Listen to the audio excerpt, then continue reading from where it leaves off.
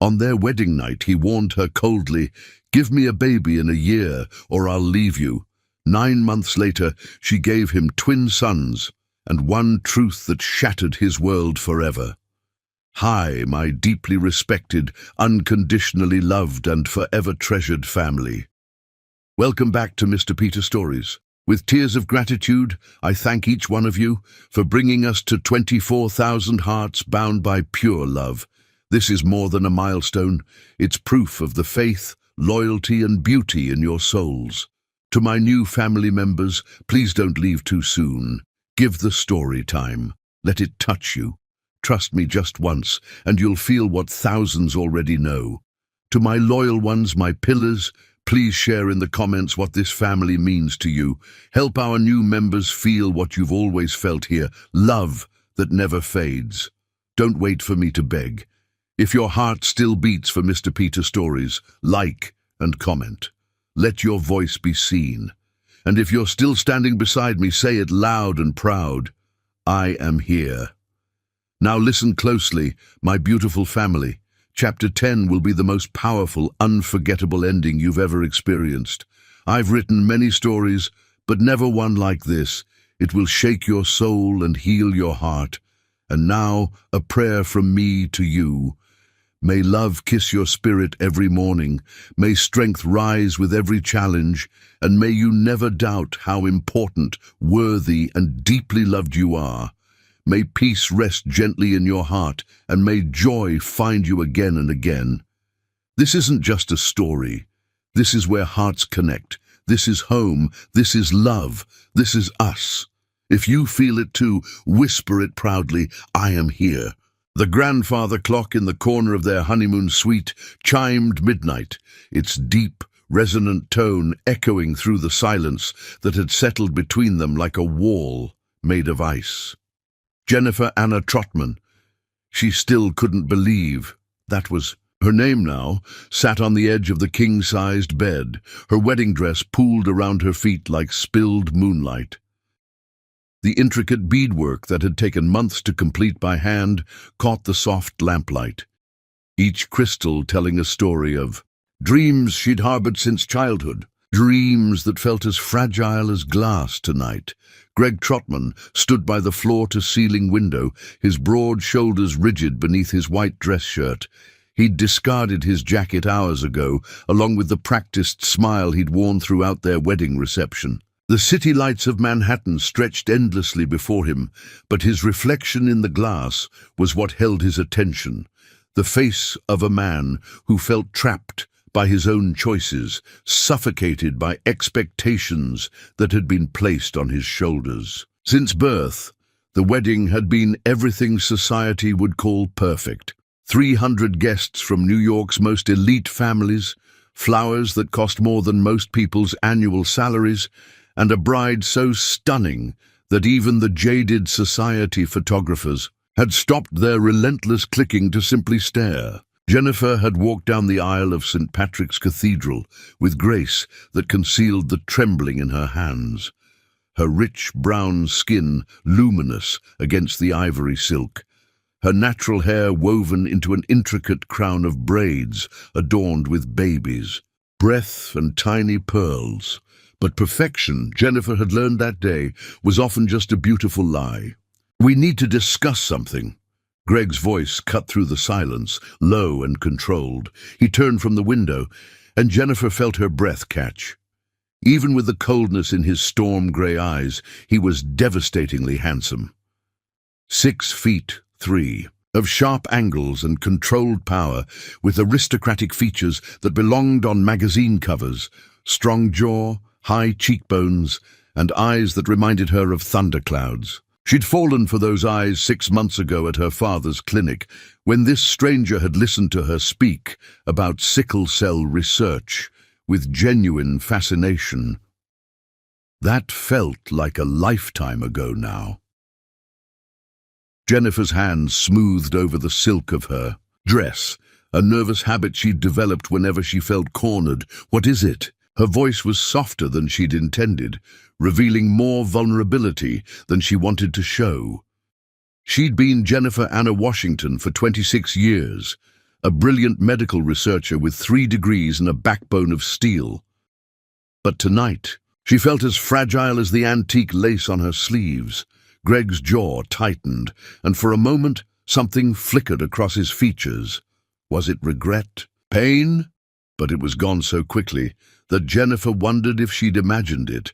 When he spoke, his words were measured, deliberate, each one falling like a stone into the quiet room. "This marriage serves both our families' needs," Greg began, his voice measured. "My parents need me settled, continuing the Trotman legacy. Your father needs financial backing for his clinic." He paused, running a hand through his dark hair. "But I need you to understand something about my family's expectations." The word expectations landed like a stone in still water, sending ripples of dread through Jennifer's chest. She'd known this marriage was arranged, had agreed to save her father's struggling practice, but she'd harbored hope that affection might grow between them, especially after their thoughtful conversations during courtship. "I'm listening," she managed. Greg moved closer, and she caught his expensive cologne, something that reminded her of old money and older burdens. When he spoke again, his voice carried the weight of generations. "My family has carried a legacy for over a century, Jennifer. When my brother Michael died..." His jaw tightened, old pain flickering across his features. "I made promises. To him, to my parents, to preserve what we've built. I need an heir, someone to carry forward everything we've sacrificed for." Jennifer's hands clenched. "Greg, what are you saying?" "I'm saying I need certainty." His eyes met hers, and she saw desperation poorly disguised as control. "If you don't give me a baby within 1 year, I'll divorce you without a second thought." The words hit her like a physical assault. Jennifer felt the color drain from her face, felt her carefully constructed composure crumble like sand between her fingers. She stared at him, searching for any sign that this was some kind of cruel joke, but Greg's expression remained impassive, cold as winter marble. "A year," she repeated, her voice barely above a whisper. 12 months, he confirmed, checking his expensive watch, as if time had already begun ticking away her worth as a wife. "That should be more than sufficient. My mother had my sister within 10 months of marriage." Jennifer's hands clenched in her lap, her nails digging into her palms hard enough to leave marks. She thought of her mother, who died when Jennifer was 12, who taught her that love was supposed to be gentle, nurturing, unconditional. She thought of her father, whose eyes had filled with tears of gratitude when Greg's family had offered to save the clinic. She thought of all the patients who depended on that clinic, all the children who would go without medical care if it closed. "And if I can't?" The question tore from her throat like broken glass. Greg's expression didn't change. "Then you'll have served your purpose, and we'll both be free to move on with our lives." The cruelty of it was breathtaking. Jennifer felt something inside her chest crack, a hairline fracture that she knew would never quite heal. She looked down at her hands, at the diamond ring that felt more like a shackle than a symbol of love, and tried to process what her life had just become.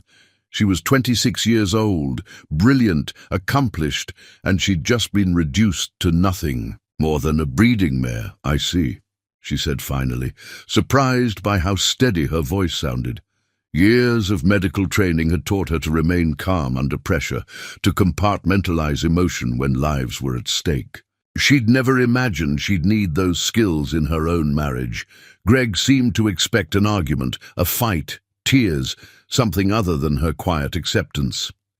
He shifted uncomfortably, and for the first time that evening, he looked uncertain. "Jennifer, I know." She stood gracefully, every movement controlled and dignified despite the chaos raging in her heart. "You've made yourself perfectly clear. A business arrangement with terms and conditions. I understand." She moved toward the bathroom, needing space, needing air, needing anywhere but near this man who just shattered every naive hope she'd harbored. At the door, she paused, her hand on the crystal handle. "Just so we're clear, Greg," she said, "without turning around, if you get your heir within the year, don't expect anything else from me. You'll have your child and your legacy, but you'll never have my heart. You made sure of that tonight." She disappeared into the bathroom, closing the door softly behind her, and Greg was left alone with the weight of his words and the sudden, inexplicable feeling that he'd just made the biggest mistake of his life. In the bathroom, Jennifer Anna Trotman, God, would she ever get used to that name, finally allowed herself to break. She slid down the marble wall, her wedding dress, a cloud of broken dreams around her, and wept for the marriage that had ended before it had truly begun. Chapter 2. Strangers in the Same House. Living in shadows. 7 months. 7 months of existing like elegant strangers in a house that showcased wealth but harbored no warmth. Jennifer marked each day on the calendar beside her desk, watching time slip away like sand through her fingers. The irony cut deep. She lived in a mansion worth more than some nation's treasuries, yet felt more impoverished than she ever had in her father's modest apartment above the clinic. The Trotman estate in the Hamptons was everything old money could. He'd buy sprawling manicured lawns, a pool that looked like it belonged in a resort, staff quarters for the small army of people who kept the place running like clockwork. Jennifer had her own wing. Greg had insisted on that the day after their wedding, claiming they both needed space to adjust. She knew it was really because he couldn't stand the sight of her after what had transpired on their wedding night. This morning, like every morning since their wedding, Jennifer made her way to the sunroom she'd claimed as her sanctuary. Greg had offered her any room in the sprawling estate. She'd chosen this one for its eastern light and the way dawn made even despair look hopeful. Her laptop hummed quietly as she reviewed trial data, her coffee cooling beside journals from Columbia University, where she'd completed her doctoral work. She'd been working on her sickle cell anemia research with a desperation that had nothing to do with scientific curiosity and everything to do with survival.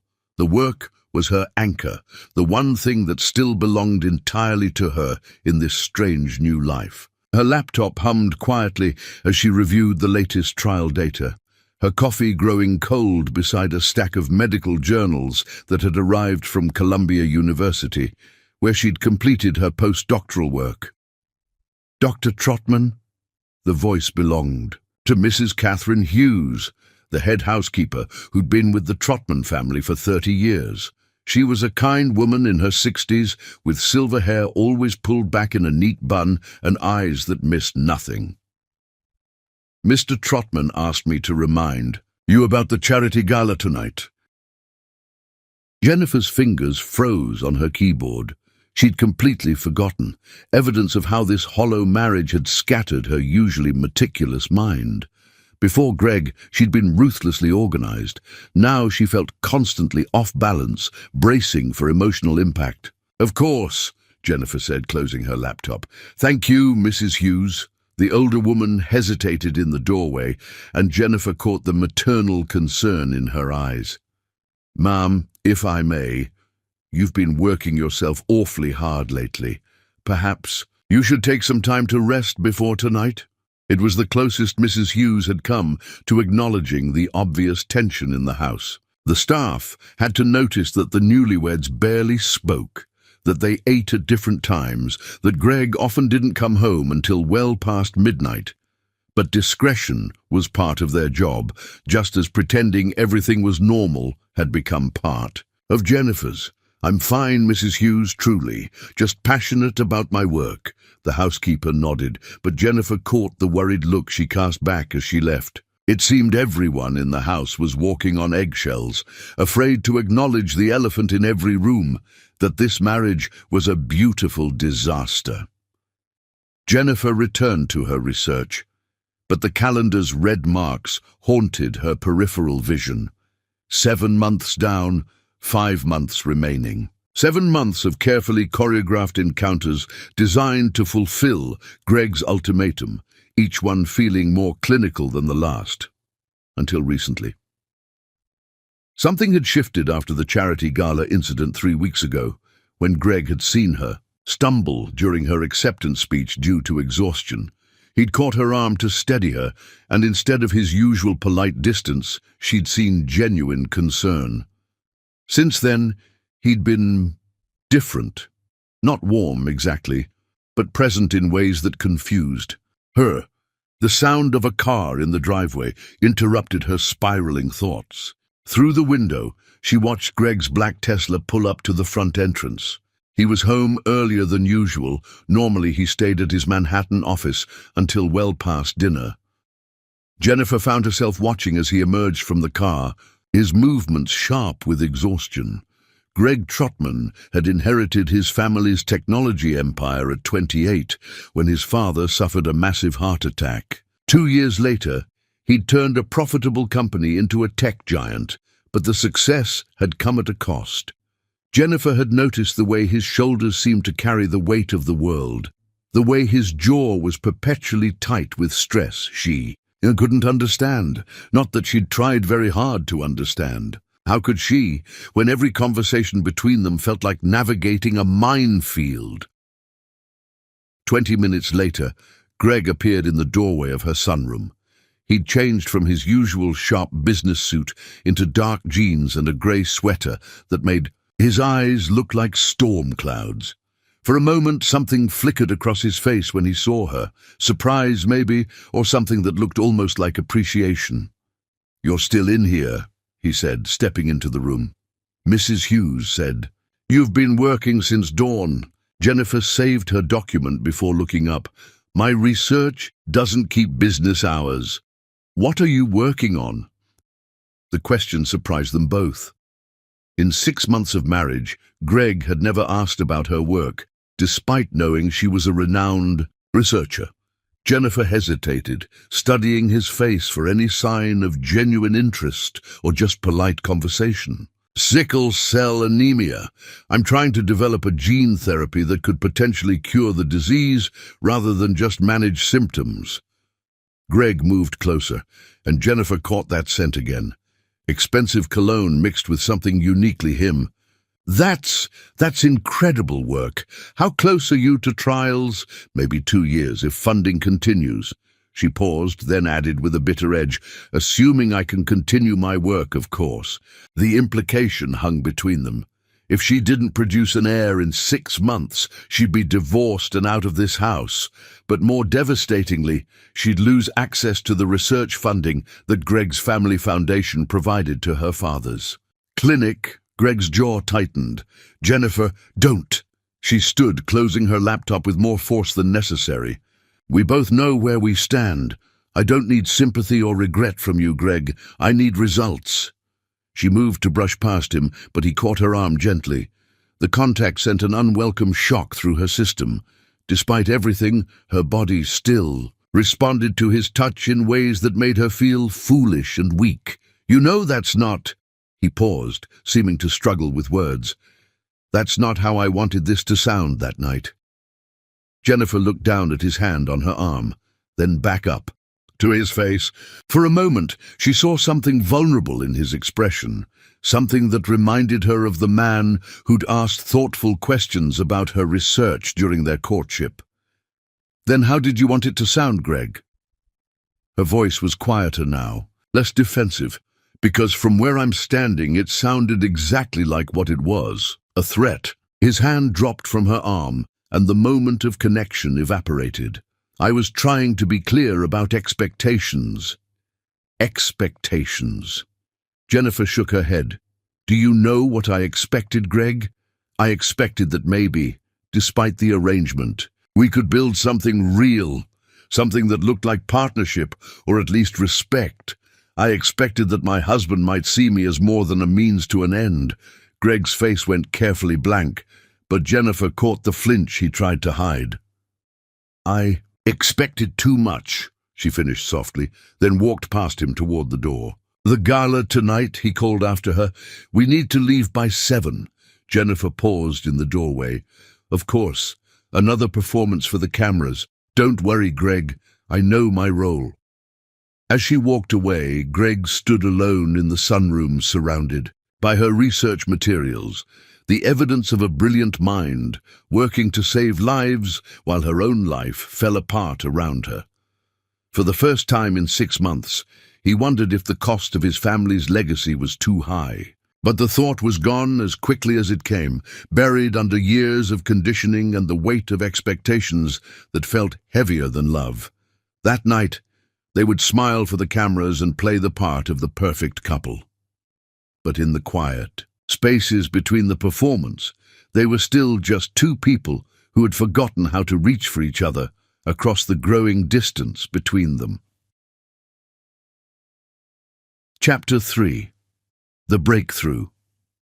When Hearts Collide.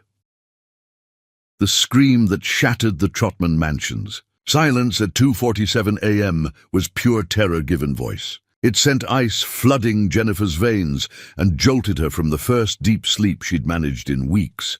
For a disorienting moment in the darkness, she wondered if she'd imagined it. Then she heard it again, Greg's voice, but distorted by panic, and the horrifying sound of airways closing. Jennifer's medical training kicked in before conscious thought could catch up. She was out of bed and running down the hallway in her silk pajamas, her bare feet silent on the Persian rugs. The sounds were coming from Greg's bedroom, a room she'd never entered in their 7 months of marriage. Tonight, she didn't hesitate. Before throwing open the door, the sight that greeted her made her blood run cold. Greg lay collapsed beside his bed, his face already swelling with anaphylaxis, red, distorted, his breathing labored and wheezing. His normally sharp eyes were wide with primal fear that only comes when your body turns against you in the most fundamental way. "Greg!" Jennifer dropped to her knees beside him, her hands already moving to check his pulse. It was rapid and thready, not good. "What happened? What did you eat?" He tried to speak, but only a harsh wheeze emerged. His lips were beginning to take on a bluish tinge that made Jennifer's stomach clench with professional recognition and personal terror she didn't want to examine too closely. "Don't try to talk," she commanded, her voice steady despite the chaos in her chest. "Where's your EpiPen?" Greg's hand flailed weakly toward the nightstand, and Jennifer lunged for it, yanking open drawers with increasingly desperate movements. Finally, in the bottom drawer beneath some papers, she found the auto-injector. Her hands, trained by years of emergency medicine, were rock steady as she pulled off the safety cap. "This is going to hurt," she warned, though she wasn't sure he could hear her anymore. His breathing was becoming more labored by the second. Without hesitation, she drove the needle through his pajama pants into his thigh, holding it there for the required 10 seconds, while silently counting and praying to whatever deity might be listening. The effect wasn't immediate, and for terrifying seconds that felt like hours, Jennifer watched Greg's face, searching for any sign that the epinephrine was working. She'd already pulled out her phone, ready to call 911, when his breathing began to ease just slightly. "Better?"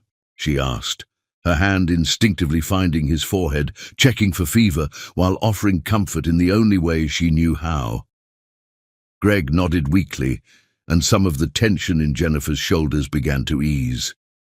But she knew they weren't out of the woods yet. Anaphylaxis could have a second wave, and he needed proper medical attention. "I'm calling an ambulance," she said, but Greg's hand shot out to grab her wrist with surprising strength for someone who'd been dying minutes earlier.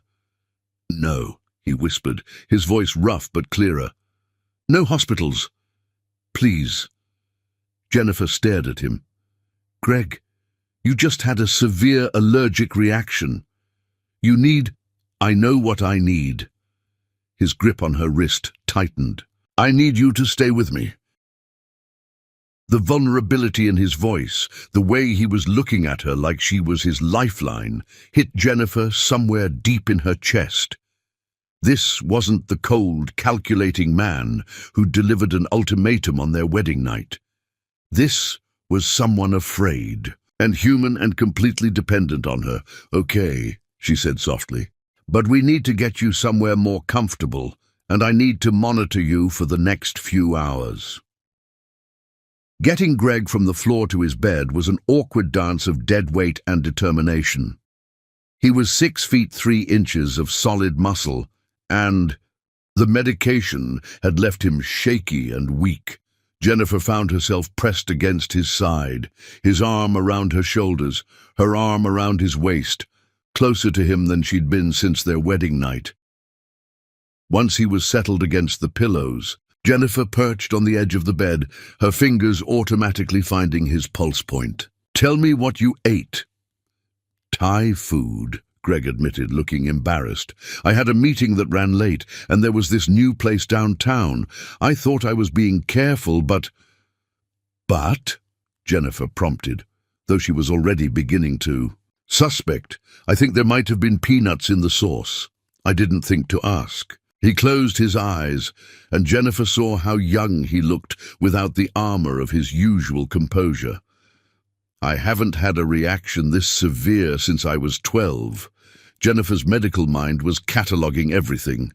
His response time to the medication, the gradual improvement in his breathing, the way his color was slowly returning to normal. But another part of her, a part she'd been trying to ignore for months, was focused on the trust in his eyes when he looked at her. "Why no hospitals?" she asked quietly. "My brother died in a hospital," Greg said finally, his voice barely audible. The words hit Jennifer like a physical blow. In all their conversations during courtship, all the family background checks before their arrangement, no one had mentioned a brother. Michael. Greg's eyes remained closed, but Jennifer could see decades of pain etched in his features. "He was 8, leukemia. I was 10 when we lost him, old enough to understand death, too young to understand why God would take someone so innocent." He opened his eyes then, and Jennifer saw grief so profound it stole her breath. "I held his, and when he died, this tiny kid who still believed his big brother could fix anything, and I couldn't save him. I promised him I'd take care of everything he was leaving behind, our parents, the family legacy, the Trotman name. That promise shaped every decision I've made since." Jennifer understood then. "That's why the ultimatum. My parents never recovered from losing him.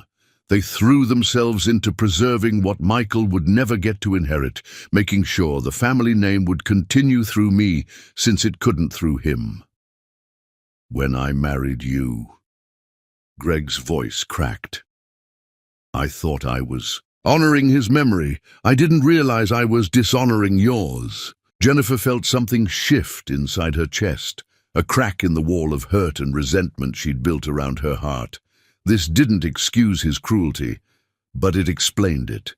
The ultimatum hadn't been about control or possession. It had been about a promise made by a grieving 10-year-old to his dying brother. "You could have told me," she said softly. "How?" Greg's laugh was bitter. "How do you tell someone you barely know that you're trapped by the ghost of a little boy who's been dead for 20 years? Jennifer was quiet for a long moment, processing this new information, trying to reconcile the cold man who'd threatened her with the broken boy who'd watched his brother die. "The doctors who treated Michael," she said finally. "Do you remember their names?" Greg's eyes snapped to hers. "Why?" "Because one of them might have been my father." The silence that followed was so complete that Jennifer could hear Greg's heartbeat, still elevated but steadying. She watched as understanding dawned in his eyes, as pieces of a puzzle 20 years in the making began to fall into place. "Your father," Greg said slowly, "is Dr. Washington."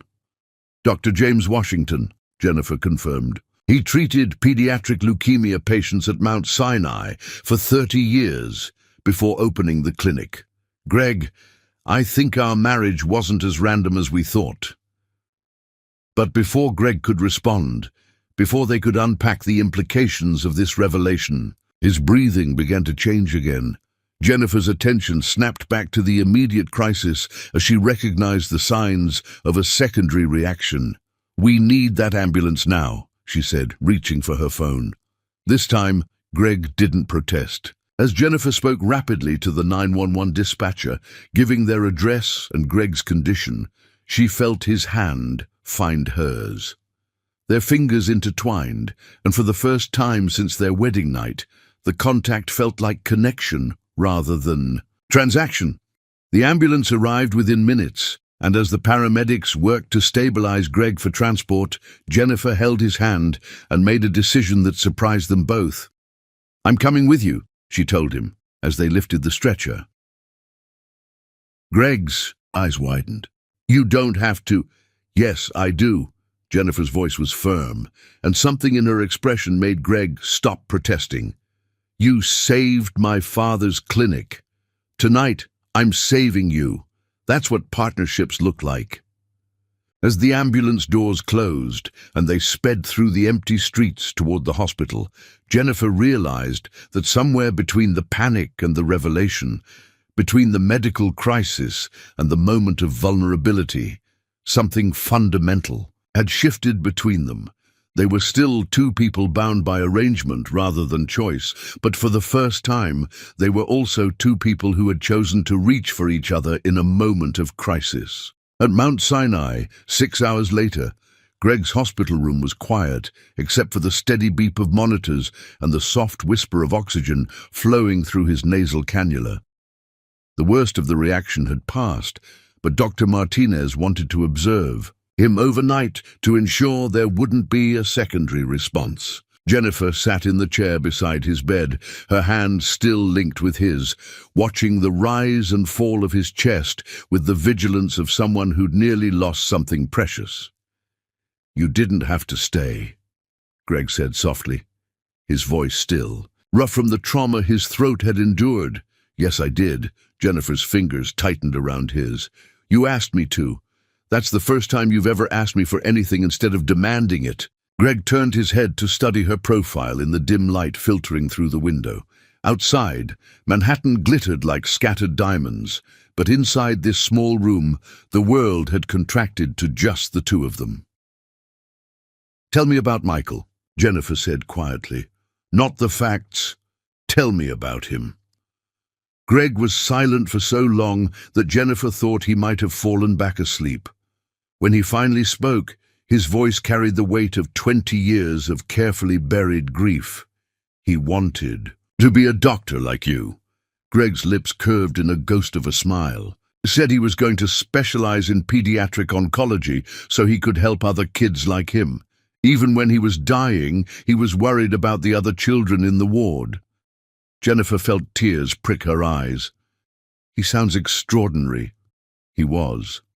Michael had this way of making everyone around him feel important. The nurses, the other patients, our parents, even me, when I felt useless watching him fight battles I couldn't help him win. Greg's voice cracked. "The night he died, he made me promise to take care of everyone he was leaving behind. I was 10 years old, and I promised my dying brother I'd fix everything." "Greg," Jennifer whispered, beginning to understand the impossible weight he'd been carrying. "That's why the ultimatum," he continued, his words tumbling out like a dam had broken. "Not because I didn't care about you, but because I cared too much about keeping a promise to a dead child. I thought, if I could just secure the family legacy, if I could just make sure the Trotman name continued, then Michael's death would have meant something." Jennifer lifted their joined hands to her lips, pressing a gentle kiss to his knuckles. "His death already meant something, Greg. It taught you to love fiercely, even if you didn't know how to express it properly." Greg's eyes filled with tears. He'd held back for decades. "I reduced you to nothing more than a means to an end. I made you feel worthless when you're the most valuable thing in my life." "Not worthless," Jennifer corrected softly. "Afraid. You made me feel afraid that love always comes with conditions. But tonight, when you trusted me to save your life, when you chose vulnerability over control, that felt like love without conditions." They sat in silence, processing the weight of truth finally spoken. Outside their room, The hospital continued, its endless rhythm of healing and hope. But inside, two people were learning what it meant to see each other clearly for the first time. "Jennifer," Greg said, his voice barely audible. "What happens now?" She turned to meet his eyes, seeing not the cold businessman who'd delivered an ultimatum on their wedding night, but a man who'd been shaped by childhood trauma into someone who confused control with love. "Now we learn how to be married to each other instead of to our fears," she said simply. Greg brought their joined hands to his chest over his heart that had nearly stopped beating hours earlier. "I want to learn. I want to be worthy of you." "You don't have to be worthy of me, Greg. You just have to be honest with me." When he leaned forward to kiss her, it wasn't the desperate kiss of duty or arrangement. It was the tentative kiss of two people choosing to trust each other with their broken places. And when Jennifer kissed him back, she felt something she hadn't experienced since their wedding night, hope that their marriage might actually become real. It wasn't love, not yet, but it was the first trembling note of a song that might eventually become beautiful. Chapter 4. Carrying Secrets. The weight of truth. The pregnancy test's twin pink lines blazed back at Jennifer from the marble countertop, as definitive as a verdict. She'd taken 4 tests, each confirming what her body had been whispering for weeks: the bone-deep exhaustion, the way certain scents turned her stomach, the subtle changes. Only a medical professional would recognize this early. 9 months into their marriage, she'd conceived with just 3 months remaining before Greg's ultimatum expired. Jennifer sank onto the edge of her bathtub, her hands unconsciously moving to her still flat stomach. 2 weeks ago, this moment would have felt like salvation. 2 weeks ago, before the night of Greg's allergic reaction, before she'd seen the broken boy hiding behind the corporate executive, this positive test would have been nothing more than a reprieve from divorce. Now, everything felt impossibly complicated. Since that night in the hospital, where Greg had spent 6 hours under observation while Jennifer sat beside his bed, their hands linked like a lifeline, something had shifted between them. Not love, certainly not that, but something that felt like the foundation upon which love might eventually be built. They talked now, really talked, about his work and hers, about books and current events and everything except the growing awareness that they were both attracted to each other in ways that had nothing to do with arranged marriages and ultimatums. The irony wasn't lost on her that she'd gotten pregnant during their first encounter that had felt like making love rather than fulfilling an obligation. 3 nights after the hospital, when Greg had found her working late in her sunroom and brought her tea without being asked, when conversation had flowed naturally into comfortable silence, and silence had somehow become tentative touches and whispered words in the darkness of her bedroom. Jennifer had suspected for 2 weeks, but denied it to herself, attributing her symptoms to stress and the emotional toll of their complicated marriage. The exhaustion could be from working 18-hour days on her research. The food aversions could be anxiety. The missed period could be her body responding to emotional trauma, but the tests didn't lie. 4 weeks since that night when conversation had turned to tentative touches in her sunroom, when Greg had helped her reorganize her research papers, and their hands had lingered. 4 weeks since their first encounter that felt like connection rather than obligation, born from his gratitude for saving his life and her surprise at his genuine interest in her work. The irony was almost cosmic. She'd conceived during the first moment their marriage felt real. A soft knock interrupted her thoughts. "Jennifer," Greg's voice carried concern, "are you feeling all right? Mrs. Hughes said you didn't eat breakfast." Jennifer quickly tucked the ultrasound image deeper into her purse and opened the door. Greg stood in the hallway, dressed for work, but his expression showed genuine worry. something that had become more common since their growing closeness. "Just tired from staying up late with research," she said, which wasn't entirely false. Greg studied her with those perceptive grey eyes. "You've seemed different lately. Maybe you should see a doctor. If only he knew." "I'm fine. Just the usual. Stress of—" She gestured vaguely between them. "Of us," Greg finished, stepping closer. "Jennifer, I know things have been complicated since we learned about our father's history. But we've been growing closer, and I don't want that to stop.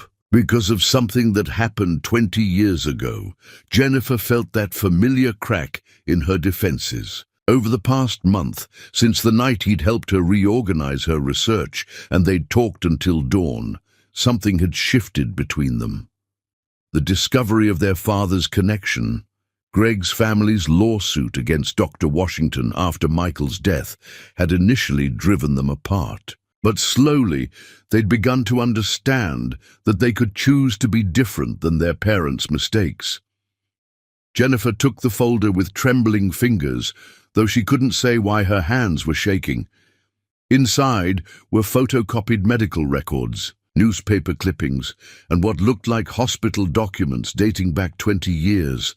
"Michael's medical files," Greg explained quietly. "I finally requested them from Mount Sinai. You were right, Jennifer. Your father was one of his doctors." Jennifer's eyes scanned the documents, recognizing her father's handwriting on several progress notes, his signature on treatment plans and medication orders. But it was the newspaper clipping that made her blood run cold. "Medical malpractice. Suit filed in child's death," the headline read, dated 6 months after Michael Trotman's death. The article detailed allegations that Dr. James Washington had administered an incorrect medication dosage, leading to complications that resulted in the boy's death. The suit had been filed by Gregory Trotman Sr. and Eleanor Trotman against Dr. Washington and Mount Sinai Hospital. Jennifer's hands shook as she read further. The case had been dismissed when it was proven that Dr. Washington had followed all protocols correctly, that Michael's death was due to the aggressive nature of his leukemia rather than medical error. But the damage to her father's reputation had been devastating. "I remember," Jennifer whispered, the memories flooding back with painful clarity. She'd been 6 years old when her father had come home from work crying, when the medical board had investigated him, when he'd lost his position at the hospital and struggled to find work anywhere else. This is why he opened the clinic. He couldn't get hired anywhere else after your family sued him. Greg's face was pale. "Jennifer, I had no idea. My parents never told me there had been a lawsuit. They said the doctors had failed Michael." Jennifer looked up from the documents, seeing the horror in Greg's expression as he realized the implications. "Your family destroyed my father's career over something that wasn't his fault. My parents were grieving. My father was grieving, too." Jennifer's voice broke.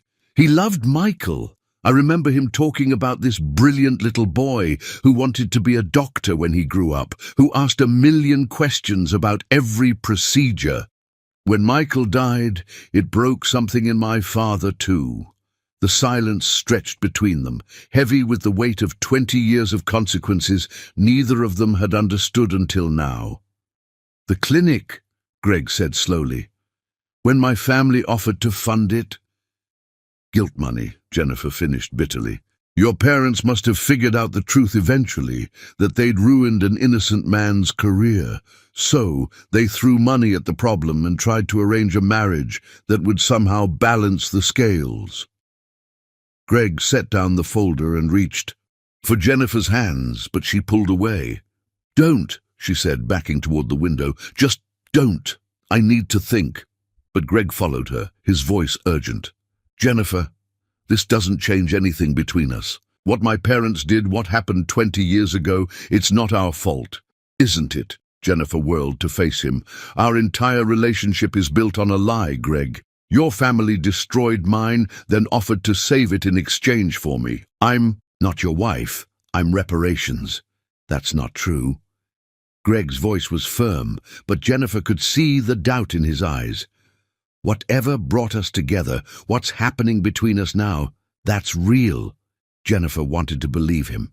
God, how she wanted to believe that the tentative connection growing between them was genuine, that the way he looked at her sometimes, like she was something precious rather than something useful, meant something beyond their circumstances. But now she knew the truth. She wasn't Greg's chosen partner.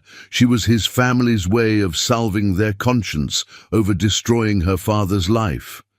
And the children she carried weren't the product of love or even mutual desire. They were the culmination of a 20-year plan to balance cosmic scales. I need some air, she said, moving toward the door. Jennifer, please. I said I need air. The words came out sharper than she intended, and Greg flinched as if she'd slapped him. Jennifer escaped to the gardens, finding her way to the rose arbor where she'd often retreated when the weight of their arrangement felt too heavy. The morning sun was warm on her face, but she felt cold inside, hollowed out by revelations that recontextualized everything she thought she knew about her life. She thought about her father, who'd spent 20 years working in an understaffed clinic in East Harlem because his dreams of pediatric oncology had been crushed by grief and false accusations. She thought about the children who'd benefited from his care despite his reduced circumstances, about the lives he'd saved even after his own life had been derailed. And she thought about the 2 tiny lives growing inside her, innocent of their parents' complicated history, but destined to be part of it. Jennifer's hand moved to her stomach again, and for the first time since seeing those pink lines, she felt a flicker of something that might have been maternal instinct. Whatever circumstances had created them, whatever guilt or arrangement or cosmic justice had brought their parents together, these babies deserved better than to be born into a marriage built on secrets and 20-year-old wounds. They deserved love. Real love, not the careful affection she and Greg had been building around their mutual attraction and shared loneliness. But as Jennifer sat in the rose garden, feeling the first stirrings of life inside her and carrying the weight of truth that seemed too heavy for her shoulders, she wondered if love was possible when it was rooted in so much pain. If 2 people could build something real from the rubble of their family's mistakes, if she could raise these children to be better than the circumstances that created them. Only time would tell, but first she had to decide when, and if, to tell Greg that he was going to be a father, that his ultimatum had been met, but in doing so had bound them together in ways neither of them had anticipated. The secret felt like a stone in her chest, but for now, it was hers to carry alone. Chapter 5. The Revelation. Twin Miracles. Jennifer had carried the secret for 4 weeks when her body forced the revelation. She sat in her sunroom laboratory, analyzing the latest trial data, when the cramping began. Initially, she dismissed it as normal early pregnancy discomfort. She was 12 weeks along, though she'd hidden every symptom from Greg. But when the cramping sharpened and she felt warmth spreading between her legs, terror struck like lightning. No, she whispered, looking down at the spotting that could mean everything or nothing. In her medical training, she'd counseled dozens of women through pregnancy complications, had delivered bad news with professional compassion. But being the patient rather than the doctor was an entirely different kind of terror. She was reaching for her phone to call her obstetrician when Greg appeared in the doorway, earlier than usual from his Manhattan office. Jennifer, I brought. Dinner from that Italian place you... He stopped mid-sentence, taking in her pale face and the way she was gripping the edge of her desk. What's wrong? Nothing, she said automatically, but her voice was shaky, and her attempt to stand resulted in another sharp cramp that made her gasp. Greg was across the room in 3 quick strides, his hands steadying her as she swayed. "You're bleeding," he said, and Jennifer realized that her light-colored dress had a telltale stain. "It's nothing serious," she tried again, but even as she said it, another cramp hit her so hard that she doubled over. "We're going to the hospital," Greg said, his voice brooking no argument. "No, I just need to call my doctor. Jennifer, you're bleeding and in pain. We're going now." Greg's arm was already around her waist, supporting her weight as he guided her toward the door. "Mrs. Hughes!" he called out, his voice carrying through the house with an urgency that brought the housekeeper running. "Call Dr. Martinez at Mount Sinai and tell her we're bringing Jennifer in," Greg instructed rapidly. "Tell her it's an emergency." "Greg, you don't understand," Jennifer tried to protest, but another wave of cramping cut off her words. "Then explain it to me in the car," Greg said, sweeping her up in his arms when she stumbled again. "Right now, I just need to get you somewhere safe." The drive to Mount Sinai was a blur of pain and panic. Jennifer found herself gripping Greg's hand as he drove with his other hand, his knuckles white on the steering wheel as he navigated Manhattan traffic with single-minded determination. "Talk to me," he said, his voice tight with worry. "What's happening? What aren't you telling me?" Jennifer closed her eyes, feeling tears leak down her cheeks. There was no hiding it now, no careful planning for the right moment or the right words. Her secret was being forced out of her by blood and pain, and the very real possibility that she might lose the babies she'd only just begun to love. "I'm pregnant," she whispered. Greg's hand went slack in hers for a moment before tightening again. She felt the car slow slightly as he processed her words. "Pregnant," he repeated, and Jennifer couldn't read his tone. "How long?" 12 weeks, Jennifer whispered. 12 weeks. Greg's voice was quiet, calculating. "So you conceived 9 weeks ago. That night, when you helped me reorganize my research, when we talked until 3 in the morning, and—" She trailed off, remembering how natural it had felt, how different from their previous stilted encounters. "When it felt real for the first time," Greg finished softly. Greg was quiet for a long moment, maneuvering through traffic with careful precision. When he finally spoke, his voice was softer than she expected. "Are you okay? The bleeding, is that normal?" "Sometimes," Jennifer said, though her medical training was screaming warnings she didn't want to voice. "But the cramping is getting worse." Greg's jaw tightened, and he pressed harder on the accelerator. At the hospital, everything moved with the efficient urgency that Jennifer knew well from her own medical training. Dr. Martinez, her obstetrician, was waiting with a wheelchair and a team of nurses who whisked Jennifer away for examination, while Greg was left to pace in the waiting room. "Let's see what we're dealing with," Dr. Martinez said kindly, helping Jennifer onto the examination table. "When did the bleeding start?" Jennifer answered the questions mechanically, her mind divided between medical analysis and sheer terror. When Dr. Martinez began the ultrasound, Jennifer held her breath, afraid of what they might or might not find. "There," Dr. Martinez said, pointing to the screen with a smile that made Jennifer's heart restart. "2 strong heartbeats. Your twins are fine, Jennifer." "Twins," Jennifer breathed, even though she'd known since her first ultrasound 3 weeks ago.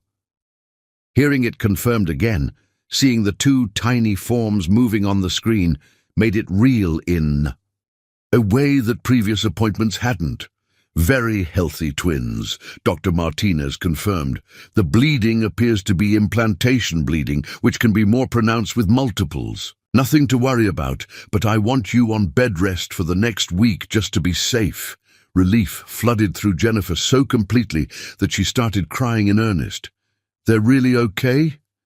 "They're perfect. Do you want to bring Daddy in to see?" Jennifer nodded, and within moments Greg was in the room, his face a mask of barely controlled emotion. Dr. Martinez repeated her findings, showing Greg the ultrasound images while Jennifer watched his face transform.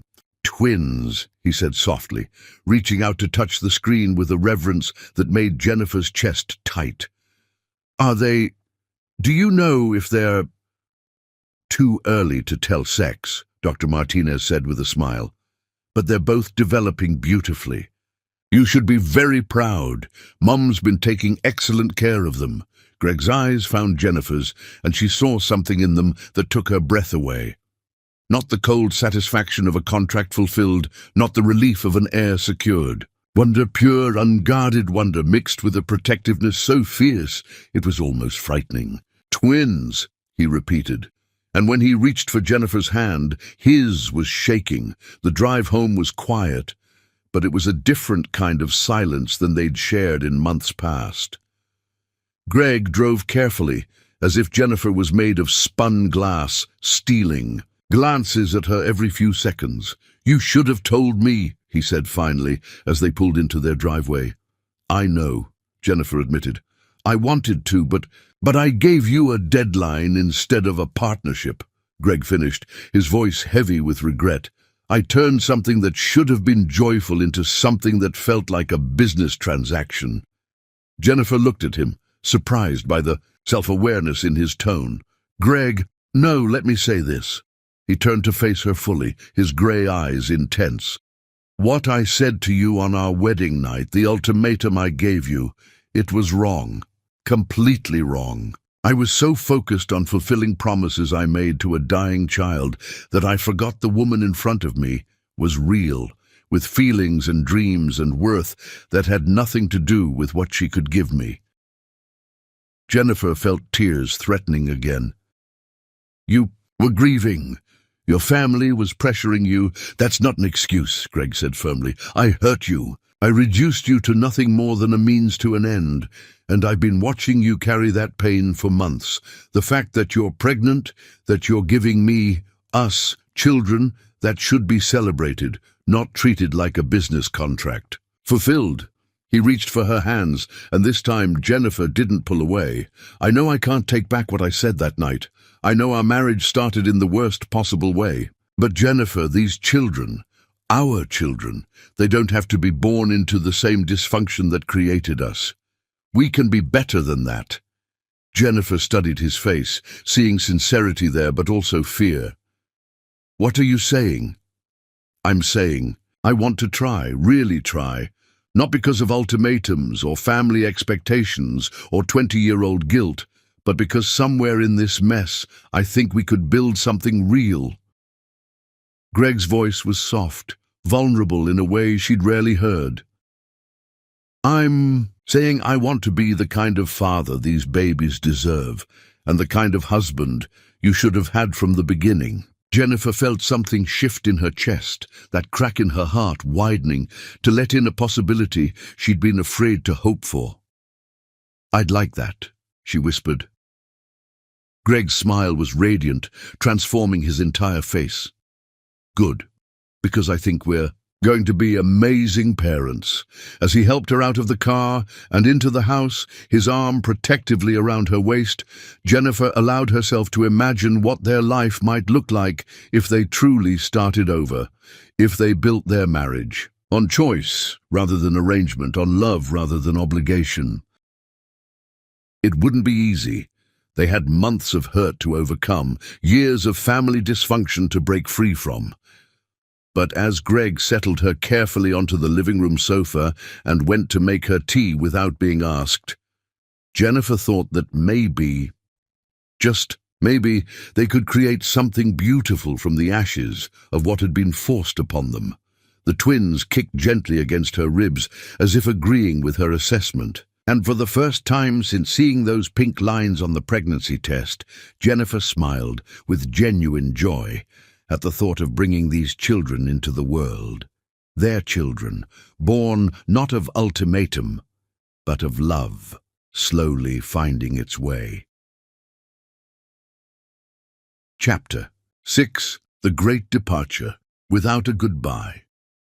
21 hours of labor had left Jennifer feeling dismantled and rebuilt by amateur hands.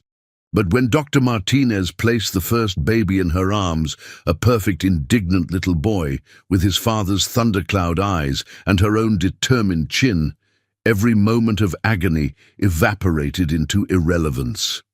"James," she whispered, naming him after her father. The baby's tiny fist wrapped around her finger with a grip that seemed to anchor her to the earth in an entirely new way. 2 minutes later, his brother arrived with significantly less drama, sliding into the world with what the nurses laughingly called typical second-child confidence. This one had Jennifer's darker complexion and what looked like it would be Greg's strong jaw. "Michael," she said softly, choosing the name that honored the boy whose death had shaped so much of their story, but who would now live on in a different way. Greg had been relegated to the waiting room during the actual delivery. A last-minute complication with Jennifer's blood pressure had made the medical team cautious about visitors. For the last hour, she'd been able to hear him pacing outside the door, his footsteps a rhythm of anxiety that made her heart ache even through her exhaustion. "Should we bring Daddy in to meet his sons?" Dr. Martinez asked, beaming at the two babies now nestled against Jennifer's chest. Jennifer looked down at James and Michael, these perfect little beings who had grown inside her body, who were part of her in ways that went beyond biology. In the quiet recovery room, with late afternoon sunlight streaming through the windows, something crystallized in her mind with painful clarity. These children deserved better than a marriage built on ultimatums and family guilt. They deserved better than parents who were still learning how to love each other. They deserved a mother who could protect them from the same kind of conditional love that had shaped their father. "Not yet," Jennifer said quietly. I need a few minutes with them first." Dr. Martinez nodded understandingly. "Of course. I'll go update your husband on how well you did. 2 healthy baby boys, 6 pounds, 3 ounces for James, and 6 pounds even for Michael. You should be very proud." When the doctor left, Jennifer was alone with her sons for the first time. She studied their faces, memorizing every detail. The way James's left ear was slightly smaller than his right, the tiny birthmark on Michael's shoulder that looked like a crescent moon. They smelled like innocence and new beginnings, like every possibility in the world wrapped in soft blue blankets. "I love you," she whispered to them, "more than I ever thought it was possible to love anyone. And that's why—" The words stuck in her throat, but her resolve didn't waver. Through the thin walls of the hospital room, she could still hear Greg's voice as he spoke with Dr. Martinez, the excitement and wonder evident even in his muffled tones. He was describing plans for the nursery, asking questions about feeding, schedules and pediatrician recommendations, sounding every inch the devoted father he probably genuinely wanted to be. But Jennifer remembered another night, another conversation, words that had cut her soul. "If you don't give me a baby within 1 year, I'll divorce you without a second thought." She remembered the coldness in his voice, the way he'd looked at her like she was a problem to be solved, rather than a person to be loved. And she thought about their children growing up in a house where love was conditional, where their worth was tied to their usefulness in maintaining a family legacy. No, she wouldn't let that happen. Moving carefully, still sore from delivery, Jennifer reached for her phone. Her fingers shook as she composed a text to her cousin Maria, who'd been her closest friend since childhood. "Need you to come to Mount Sinai now. Emergency. Don't tell anyone." The response came within seconds. "On my way." Jennifer then called her father, her voice steady despite the tears streaming down her face. "Daddy, I need you to make arrangements for the babies and me to stay at the clinic for a while. I can't explain right now, but I need to leave here tonight." Dr. Washington's voice was concerned, but trusting. "Of course, baby girl. Whatever you need." The next hour passed in a carefully orchestrated dance of deception, When the nurses came to check on her, Jennifer smiled and asked normal questions about breastfeeding and discharge procedures. When Greg knocked on the door, she called out that she was resting and needed a little more time. "I understand." Greg's voice carried through the door, warm with love and patience. "Take all the time you need. I'll be right here when you're ready." Those words, spoken with such genuine care, almost broke her resolve. But then James stirred in her arms, and Jennifer remembered that this wasn't about her anymore.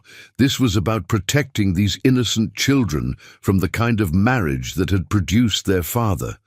Duty-bound, emotionally sterile, built on contracts rather than love. Maria arrived as the sun was setting, her face creased with worry.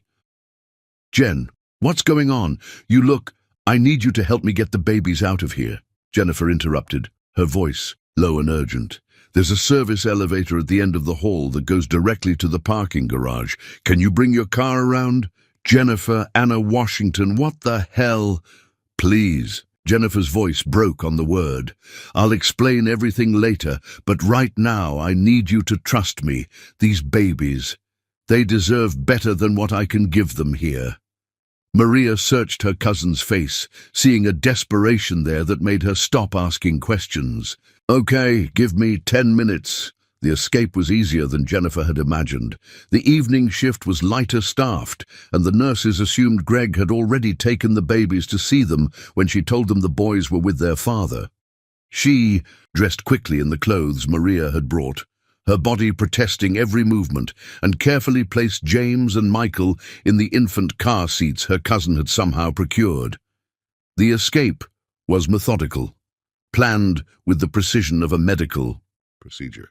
Maria arrived with Jennifer's discharge clothes and 2 properly installed infant car seats. The evening shift was lighter, and Jennifer's medical credentials allowed her to navigate hospital protocols with authority. When the nurse asked about the father, Jennifer showed her wedding ring and explained Greg was handling discharge paperwork at the billing office, a believable delay that would give them a 30-minute window. As they waited for the service elevator, Jennifer heard Greg's voice from the main desk, asking about visiting hours and discussing the baby's feeding schedule with obvious excitement. He sounded like a man falling in love with children he'd never met, but love and readiness weren't the same thing. The elevator arrived, and Jennifer made her choice. On the dashboard of Maria's car, Jennifer left an envelope addressed to Greg. Inside was a simple note written on hospital stationery. "Greg, you wanted heirs. I gave you sons. The contract is fulfilled.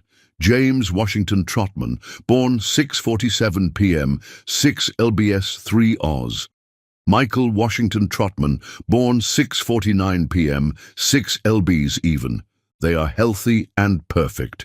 Dr. Martinez has all their medical information. Please don't try to find us. Let them grow up knowing love instead of obligation."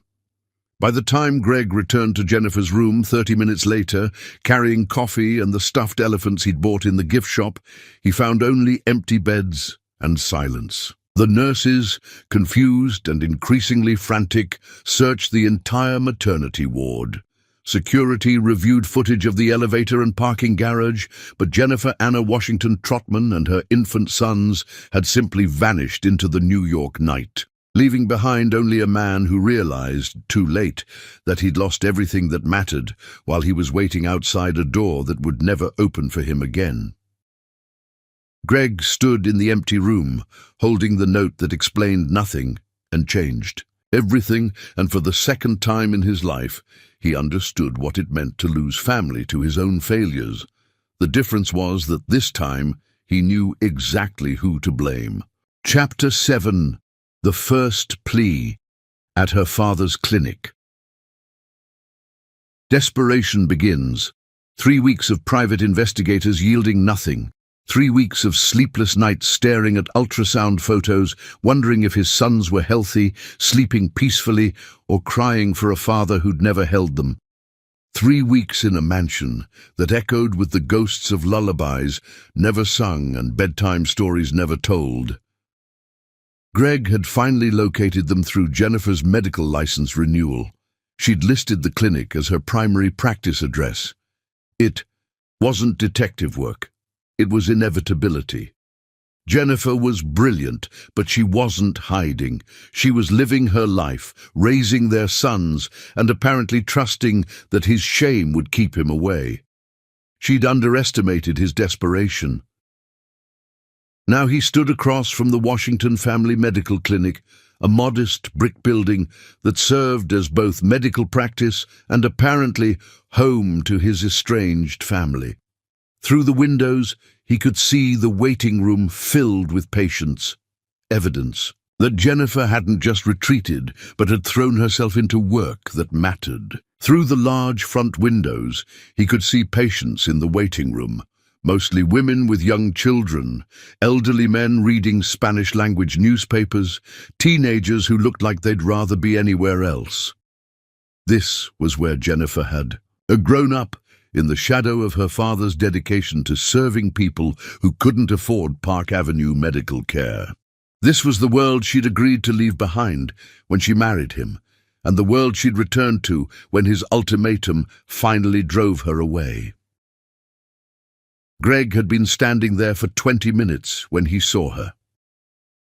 Jennifer emerged from one of the exam rooms, wearing scrubs instead of the designer clothes he'd grown accustomed to seeing her in. Her hair was pulled back in a simple ponytail, and she looked tired in a way that made Greg's chest ache. But she was beautiful.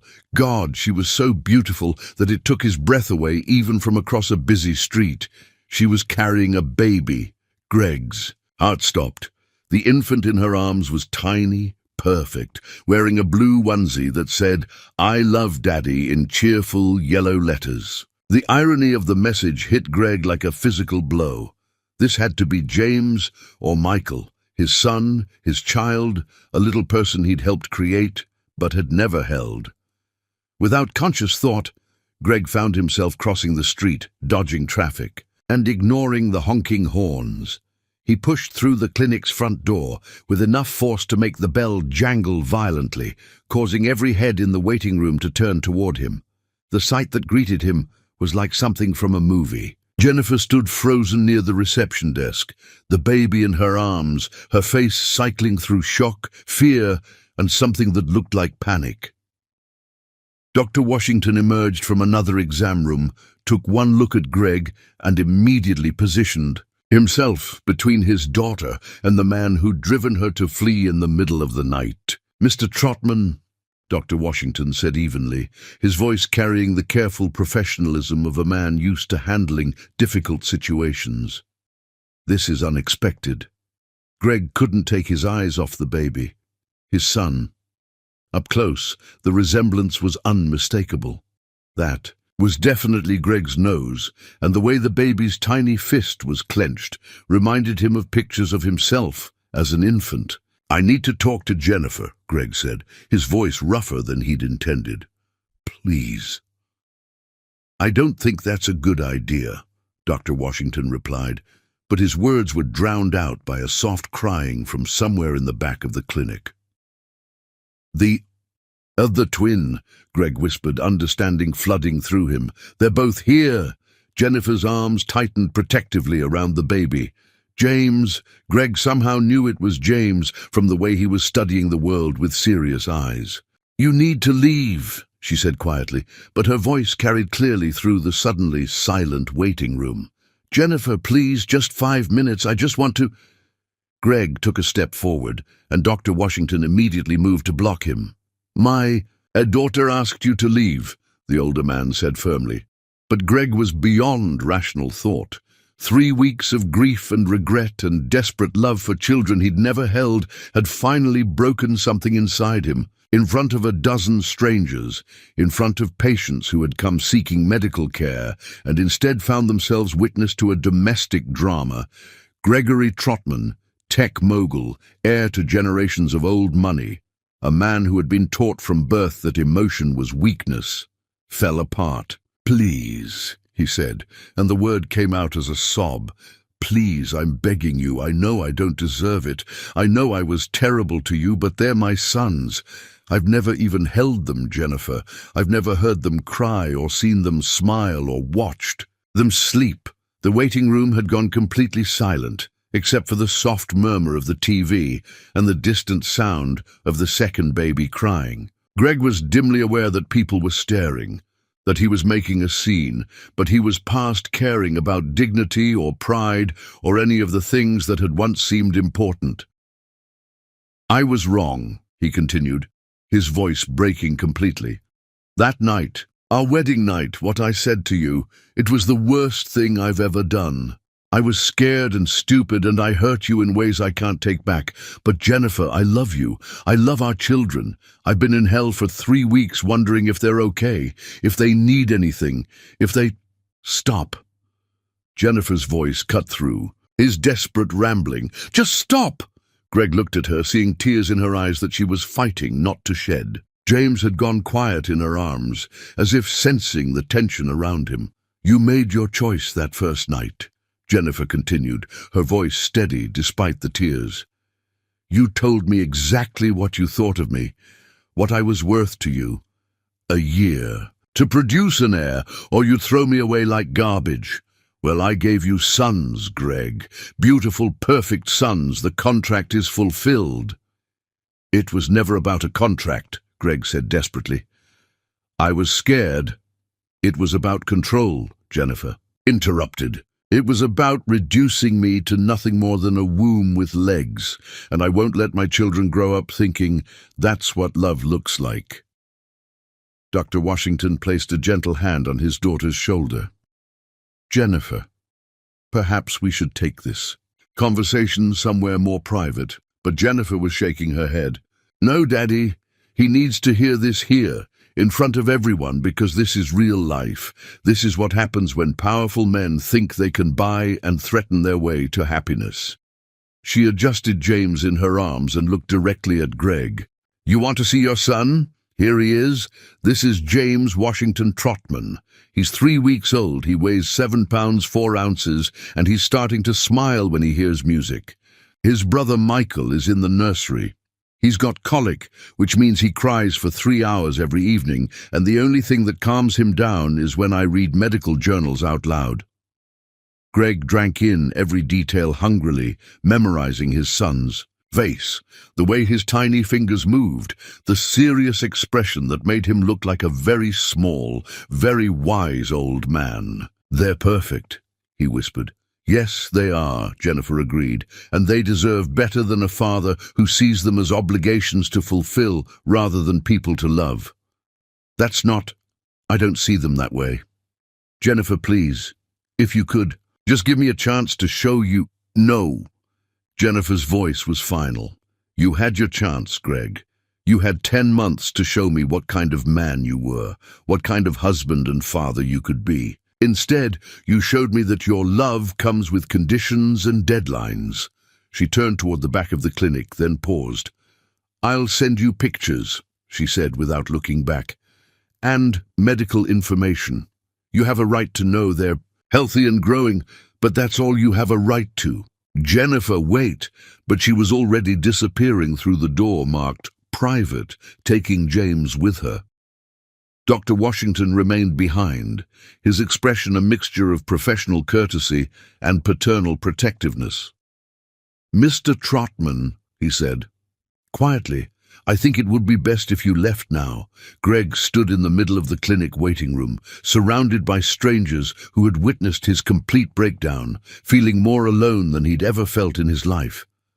Through the thin walls, he could hear both babies crying now, and the sound cut through him like knives. Please, he said to Dr. Washington, his voice barely above a whisper, please tell her I'm sorry. Tell her I'll do anything. I'll tell her, Dr. Washington said gently. But son, I think you need to understand that some things can't be fixed. With apologies and good intentions, sometimes the only thing you can do is prove you've changed, and that takes time. As Greg stumbled out of the clinic and back onto the street, Dr. Washington's words echoed in his mind. Time. The one thing he'd given Jennifer so little of during their marriage, and the one thing he now had too much of. Empty days stretching. Ahead without his wife, without his children, without the family he'd destroyed through his own arrogance. But if time was what it took, then time was what he'd give. However long it took to prove he was worthy of a second chance, Greg would wait. He would work to become the man Jennifer and their sons deserved, even if it took the rest of his life, even if, in the end, it wasn't enough. Chapter 8. The Second Plea, the Charity Gala. Public Humiliation for Love. Greg stood at the back of the Temple of Dendur, fists clenched in his pockets as he watched Jennifer prepare to receive the Young Researcher Excellence Award. He'd discovered the gala through society pages, seen her name among the honorees for her groundbreaking work in gene therapy. 2 months since the clinic confrontation. 2 months since he'd seen his sons. 2 months of living in emotional exile, sending weekly flowers to the clinic, never to Jennifer directly, with notes saying simply, "Thinking of you and the boys."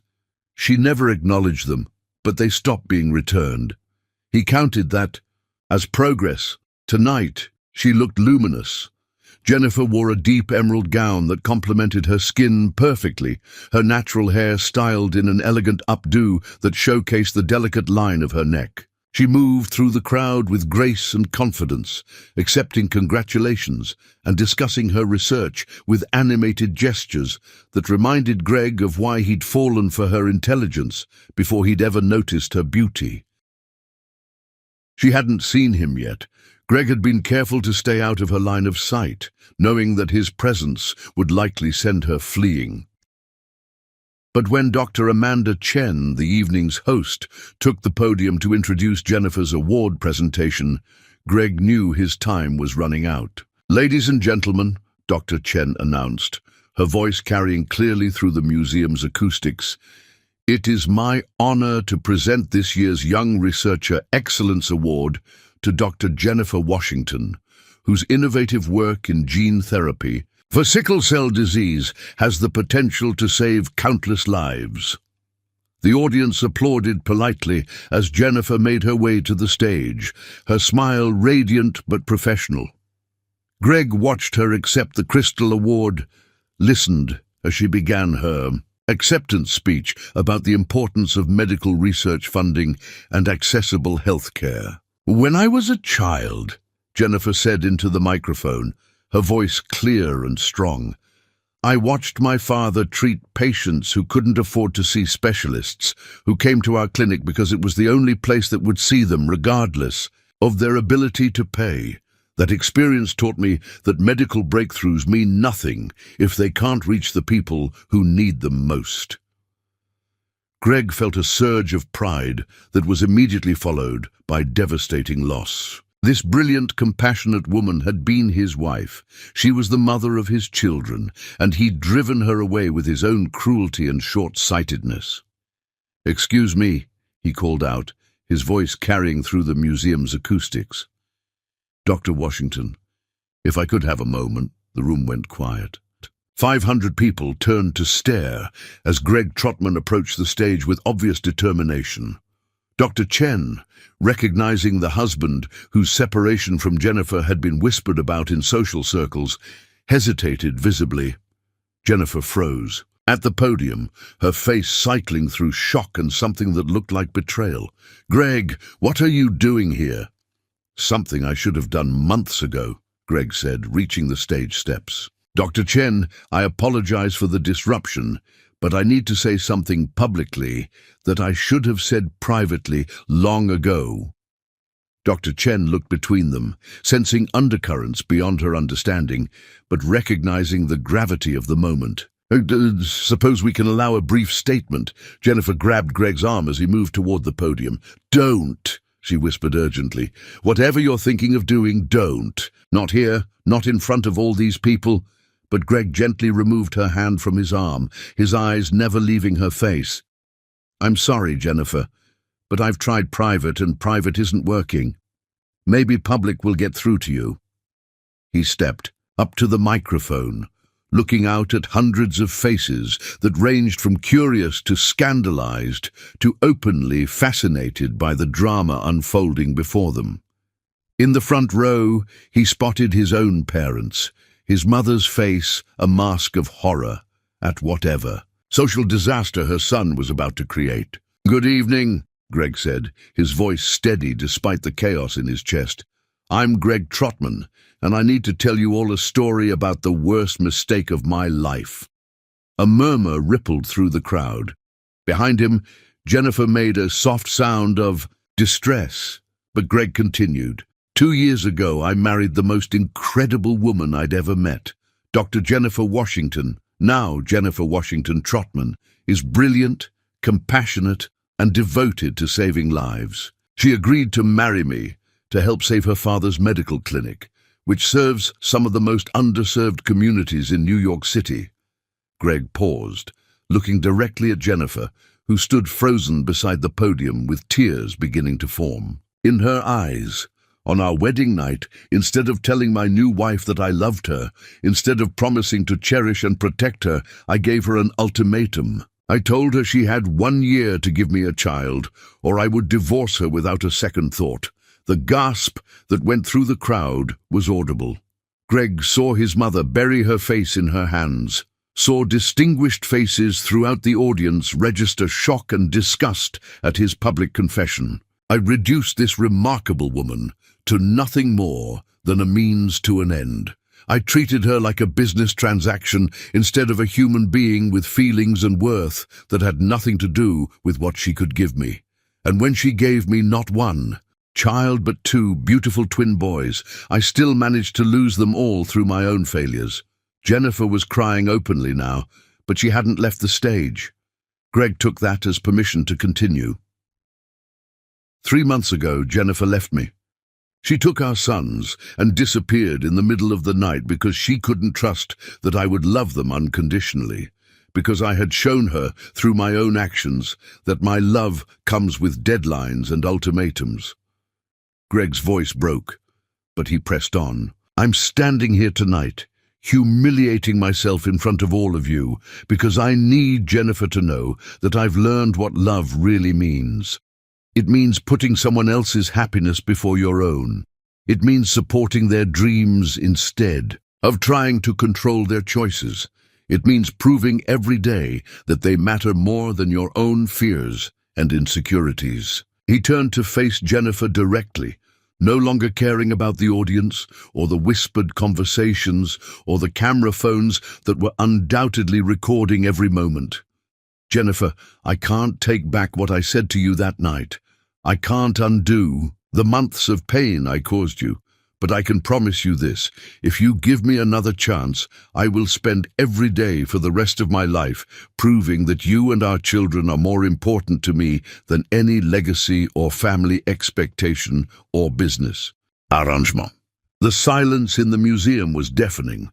Greg could hear his own heartbeat, could see the tears streaming down Jennifer's face, could feel the weight of hundreds of stares. I love you, he said simply. I love our sons. And I'm willing to do whatever it takes, for as long as it takes, to earn the right to be part of your lives again. For a moment, Greg thought he'd reached her. Something in Jennifer's expression softened, and she took a half step toward him, but then she seemed to remember where they were, seemed to realize that hundreds of people were watching her most private pain play out on a public stage. Her face hardened, and when she spoke, her voice carried clearly through the microphone system. Words are easy, Greg, she said, her voice steady despite her tears. You showed me your heart that first night. Everything else is just performance. With that, she walked off the stage, leaving Greg alone under the lights with the weight of his public confession and the knowledge that even his most desperate gesture hadn't been enough. As Jennifer disappeared, through the crowd, people parting before her like she was royalty, which in a way she was, having just been publicly declared the injured party in New York society's newest scandal, Greg remained at the podium for a moment longer. I deserved that, he said into the microphone, his voice carrying to every corner of the silent museum. "I deserved all of it, but I won't give up. Because they're worth fighting for, even if I'm not worth fighting for." He left the stage to absolute silence, walking through the crowd that parted before him like he was contagious. At the museum's entrance, he paused to look back one more time, but Jennifer was nowhere to be seen. His public humiliation was complete, but his private mission was far from over. If anything, standing on that stage and laying his soul bare in front of New York's social elite had only strengthened his resolve. He would find another way to reach her. He would prove that his love was more than words, more than grand gestures, more than desperate public declarations, even if it took the rest of his life. Chapter 9, The Third and Fourth Pleas. Rock Bottom and Revelation, 8 months after the gala. The baptism. St. Augustine's Catholic Church in East Harlem stood in stark contrast to the cathedral where Greg and Jennifer had wed. Here, worn wooden pews held families who measured wealth in love rather than stock portfolios, and stained glass windows told stories of faith rather than fortune. Greg had learned about the baptism from Dr. Washington himself. 3 days earlier, he'd called the clinic, not trying to reach Jennifer, but asking to speak with her father about establishing a medical trust fund for the twins. During that conversation, Dr. Washington had mentioned the upcoming baptism, perhaps testing whether Greg would try to insert himself into the moment. "We won't disrupt the service," Greg had promised, "but I'd like to be there even from a distance. They're my sons." Dr. Washington had been quiet for a long moment. "The back pew. You don't approach unless Jennifer indicates it's acceptable." So, here he sat, honored by permission he'd never expected, watching his children receive blessings from a community that had embraced them while their father remained a stranger. James and Michael were 8 months old now, and from his distant vantage point, Greg could see they were thriving. James sat quietly in Jennifer's arms, studying the world, with the same serious expression Greg remembered from that day at the clinic. Michael was more active, reaching for everything within his grasp, and babbling what sounded like commentary on the proceedings. They were beautiful. They were perfect, and they were complete strangers to him. Greg watched as Dr. Washington held his grandson while the priest performed the blessing, watched as Jennifer's extended family gathered around the baptismal font with smiles and tears of joy. This should have been a moment they shared as parents, a day they planned together, a memory they created as a family. Instead, Greg was a spectator to his own children's lives. When the ceremony concluded and the congregation began filing out, Greg stood to leave, but 8-month-old Michael chose that moment to look directly at him from across the church, and their eyes met for the first time since the hospital. Thewa. Baby's face broke into a wide, toothless grin, and he reached out his tiny arms toward Greg, as if recognizing something familiar. The gesture was so innocent, so purely joyful, that Greg felt his composure shatter completely. "Oh, God," he whispered, and the sound carried farther than he'd intended in the now quiet church.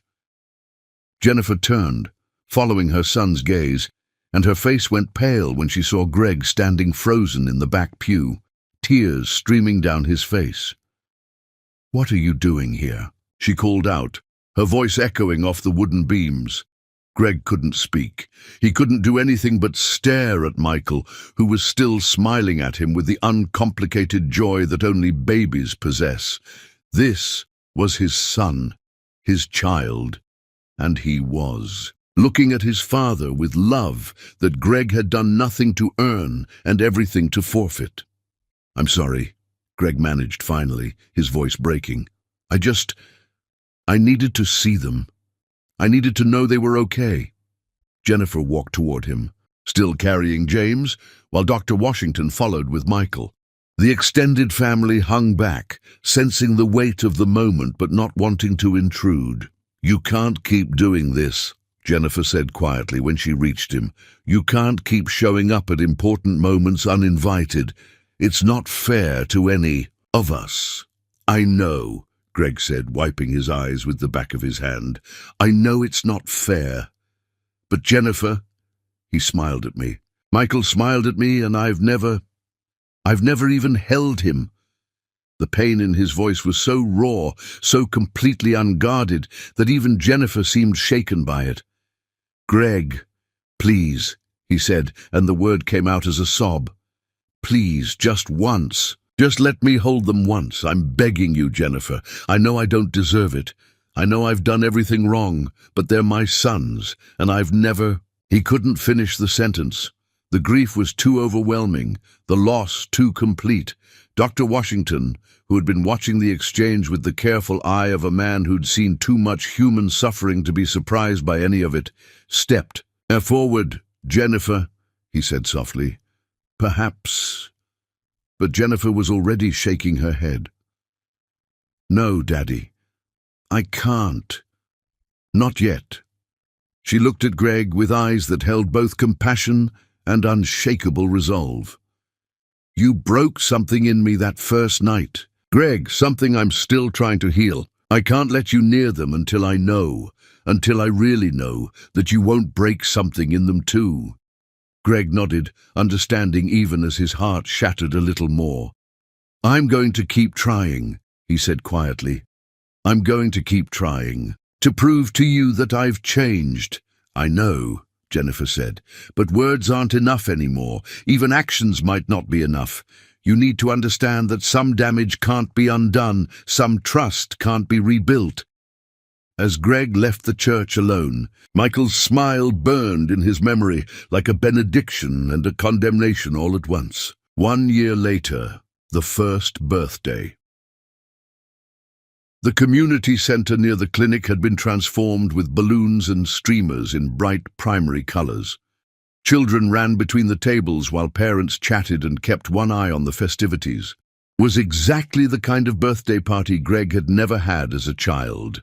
Warm, chaotic, filled with genuine affection rather than obligation. Jennifer looked radiant as she carried the birthday cake, actually 2 small cakes, one decorated with trains for James and one with elephants for Michael. The boys toddled around on unsteady legs, James gravitating toward books and quieter toys, while Michael seemed determined to climb everything within reach. They were walking. His sons were walking, and Greg had missed their first steps. This time, he didn't try to hide his presence. He walked directly up to Jennifer, carrying an armload of carefully chosen gifts and a letter he'd spent weeks writing. "Greg," Jennifer said, and her voice held resignation rather than surprise. "I wondered if you'd show up." "I couldn't miss their first birthday," Greg said simply. "I've already missed too much." He knelt down to the boy's level, his heart hammering as James and Michael looked at him with curious but unafraid eyes. They didn't know him, but they didn't fear him either. Jennifer had been careful not to poison them against their father, even in her anger. "Happy birthday, James," Greg said softly, offering the quieter twin a puzzle box designed for toddlers. "Happy birthday, Michael," he continued, handing the more adventurous twin a set of soft blocks that could be stacked and knocked down safely. Both boys accepted the gifts, with the solemnity that 1-year-olds brought to new experiences, and Greg felt a stab of pride when James immediately began trying to fit puzzle pieces together, while Michael started building a tower he could demolish. "They're incredible," Greg said, looking up at Jennifer. "They're so smart, so beautiful. You've done an amazing job with them." "We've done an amazing job," Jennifer corrected, gesturing to include her father and extended family. "It takes a village, Greg, something you never understood." Greg stood, pulling the letter from his jacket pocket. "I wrote this for you," he said. "It's not another apology. You've heard enough of those. It's everything I should have said from the beginning. Everything I've learned about love and fatherhood and what it means to be worthy of a family." Jennifer took the letter but didn't open it. Greg, you've been saying you've changed for a year now. You've made grand gestures and public declarations, and shown up at every important event uninvited, but words and presence and dramatic moments don't erase what you did to me. Then what would?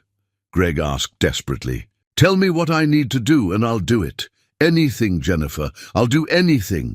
Jennifer was quiet for a long moment, watching their sons play with their new toys while the party continued around them. You need to understand, she said finally, that this isn't about earning your way back into my life. This isn't about proving you deserve a second chance. This is about learning to be a better person, whether I ever forgive you or not. She paused, and when she continued, her voice was soft but firm. You broke something in me that first night, that I'm still trying to heal, Greg. You made me feel worthless, disposable, like my only value was what I could produce for you. Until you understand how deeply that wounded me, until you really truly understand what it means to be threatened and diminished by someone who's supposed to love you, you're not ready to be the father these boys need. Greg felt the truth. Of her words hit him like a physical blow. For a year, he'd been focused on winning her back, on proving he'd changed, on earning forgiveness. But he'd never really grappled with the depth of damage he'd done, never truly understood what it must have felt like to be reduced to nothing more than a vessel for his genetic legacy. How do I learn that? He asked quietly. Start by helping other women who've been where I was, Jennifer said. Start by understanding that your problem isn't that you lost your family, it's that you never learned how to love without controlling. Figure out how to be worthy of love, not how to demand it. As Greg left the birthday party, carrying Jennifer's unopened letter and the weight of her words, he realized that everything he'd been doing for the past year had been about him. His pain, his loss, his desire for redemption. For the first time, he began to understand that real change would have to start with understanding her pain, her loss, her right to protection from the very thing he'd become. It was the hardest lesson he'd ever been taught, but also the most important. And for the first time since that night in the hospital, Greg felt like he might actually be capable of learning it. Chapter 10, Hearts Unbound, the speech that changed everything, the truth about threats and love. 2 years of carefully negotiated boundaries. After the birthday party confrontation, Dr. Washington had become an unlikely mediator, arranging monthly supervised visits where Greg could see James and Michael at the clinic. These visits came with conditions. No attempts to contact Jennifer directly, no gifts beyond books and educational toys, no promises to the children about future arrangements. Greg had honored every boundary while quietly funding legal aid programs for domestic abuse survivors and attending intensive therapy to understand the psychological damage of conditional love. He'd learned that Jennifer had been speaking at conferences for 18 months, using their story, with his explicit written permission, to help other women recognize emotional abuse. He'd never attended her speeches before tonight, had specifically avoided them to respect her space. But when his therapist mentioned that healing sometimes required facing the full truth of one's impact, Greg had made the decision to hear his story told through Jennifer's eyes. She didn't know he was here. This wasn't planned or orchestrated. It was two people finally occupying the same space where truth lived. For 2 years, he'd walked through fire to rebuild himself from ash, attending batterer intervention programs where men twice his size wept like children, volunteering at women's shelters where he saw the aftermath of threats like the one he'd made, funding legal clinics where lawyers fought to protect women from men exactly like he'd been. He'd done none of it for redemption. Redemption was too small a word for what he needed. He'd done it for transformation, the complete death of who he'd been and the birth of who he needed to become. Their sons, God, their sons. James and Michael were 3 now, brilliant and beautiful, and carrying Jennifer's compassion like a genetic gift. Greg saw them once a month in carefully supervised visits where they called him Daddy Greg, with the casual friendliness children reserved for interesting strangers. It destroyed him every time. It sustained him every time. He was watching the woman he'd lost become the warrior she'd always been meant to be. "I want to tell you about the night I learned that love could be a weapon," Jennifer began, her voice cutting through the auditorium like a blade wrapped in silk. "About the moment when the person who promised to cherish me instead taught me that my worth could be measured in biology and bounded by deadlines." The audience shifted forward as one organism, sensing the raw authenticity in her tone. "I want to tell you about wedding night threats and how they don't just break hearts, they shatter souls." Greg's hands clenched until his knuckles went white. He knew what was coming. He'd prayed for 2 years that this moment would never arrive, and simultaneously hoped it would come so the world could finally understand what he'd done. "Picture this," Jennifer continued, her voice dropping to a whisper that somehow carried to every corner of the vast space. "You're 26 years old. You've just married a man you thought might learn to love you. You're standing in your wedding. A dress, ivory silk that cost more than your father's monthly salary, and your new husband looks into your eyes and says—" Jennifer paused, and the silence became a living thing, pressing against every heart in the room. "If you don't give me a baby within 1 year, I'll divorce you without a second thought." The gasp that rippled through the audience was like air being sucked from the room. Greg felt it hit his chest like a physical blow, hearing his own words echoed back through Jennifer's pain. In that moment, Jennifer's voice rose, gaining power like a gathering storm. "I stopped being a woman and became a factory. I stopped being a wife and became a contractor. I stopped being human and became a means to an end." Greg stood up. The movement was involuntary, driven by a pain so profound it wouldn't let him remain seated while Jennifer dissected the very worst moment of his life. 2,000 heads turned toward him, but he saw only her, the woman whose spirit he'd tried to break, whose strength had ultimately broken him instead. Jennifer saw him immediately. Her speech faltered for a heartbeat as their eyes met across an ocean of faces, and Greg watched her process his presence. Surprise, then something that looked like fear, then something that might have been understanding. But she didn't stop. If anything, his presence seemed to fuel her fire. "That threat, those 18 words, they didn't just hurt me," she continued, her voice now carrying the weight of prophecy.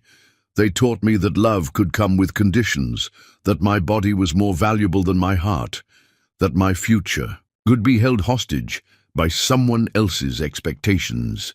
Jennifer's eyes never left Greg's as he began walking down the aisle toward the stage. "But here's what the man who made that threat didn't understand," she said, her voice rising to fill every corner of the auditorium.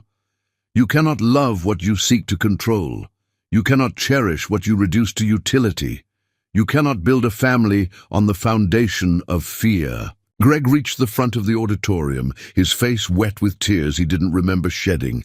"Real love," Jennifer declared, her voice now ringing like a bell, "doesn't issue ultimatums. Real love doesn't threaten. Real love doesn't put deadlines on devotion or conditions on care. Real love asks, how can I serve your happiness, not what can you give me?" The auditorium was so quiet, Greg could hear his own heartbeat as he climbed the steps to the stage. "May I?" he asked, his voice breaking on the 2 words. Jennifer studied his face, seeing something there that made her step back from the podium and nod slowly. Greg approached the microphone with the reverence of a man approaching an altar, knowing that whatever he said next would either damn him forever or begin to heal wounds he'd inflicted with surgical precision. "My name is Gregory James Trotman," he said, his voice carrying clearly through the sound system. "And I am the monster who spoke those words to Dr. Jennifer Washington on our wedding night. The silence that followed was thunderous. Greg felt it pressing against him like judgment itself. 3 years ago, I looked into the eyes of the most extraordinary woman I'd ever met, and I broke her, he continued, his voice steady despite the tremors racking his body. I took someone who entered our marriage with hope and trust and faith in love's possibility, and I reduced her to nothing more than a vessel for my family's expectations. Greg turned to face Jennifer directly, and when he spoke again, his voice carried the weight of 2 years' worth of learning what love actually meant. I called it setting expectations. Jennifer has taught me to call it what it really was: emotional terrorism. I held our marriage hostage. I made her worth conditional. I turned what should have been our sanctuary into her prison. A sob escaped someone in the audience, then another, until the sound of weeping became a symphony of recognition from women who'd heard similar words in their own lives. I don't deserve to be standing on this stage, Greg continued. I don't deserve to breathe the same air as the woman whose spirit I tried to break. But I'm here because 2 years ago, Jennifer told me something that saved my life, not by offering me hope, but by taking it away. He paused, finding strength in Jennifer's unwavering gaze. She told me that earning forgiveness wasn't my goal. Becoming worthy of it was. She told me that love isn't something you win back, it's something you become capable of giving. Greg's voice cracked, but he pressed on. So I spent 2 years learning what I should have known from birth. I sat in circles with other men who'd broken their families and listened to them justify their destruction. I volunteered at shelters where I saw what threats like mine do to women, how they make them question their own worth, how they teach them to live in survival mode, how they poison every moment of intimacy with the fear of abandonment. The tears were flowing freely now, but Greg's voice grew stronger. I learned that the threat I made wasn't about protecting my family's legacy. It was about my own fear of being unworthy of love. So I tried to control it instead of earning it. I tried to possess it instead of nurturing it. I tried to demand it instead of becoming deserving of it. Greg stepped closer to Jennifer, his voice dropping to a whisper that somehow carried through the auditorium's perfect acoustics. Jennifer, I can't take back the words that shattered you. I can't undo the months when I made you feel disposable. I can't return the parts of your heart that I broke off and threw away, but I can stand here today and tell everyone that the man who made that threat is dead. The auditorium held its breath. I killed him. Slowly, deliberately, over. 2 years of facing what I'd become. I killed the man who thought love could be threatened into existence. I killed the man who reduced you to your biological function. I killed the man who held our marriage hostage to his own insecurities. Greg's voice rose again, carrying conviction like a hymn.